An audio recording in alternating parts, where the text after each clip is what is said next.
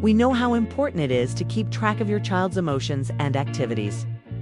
And our daily diary feature makes it super easy to look back and see how things have been going. Here's how you can make the most of it.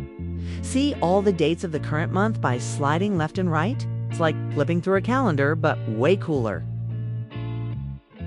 Look out for the little sun and moon icons. They're your trusty indicators that a log has been made for morning, evening, and afternoons. Revisit previous months with the calendar in the top left.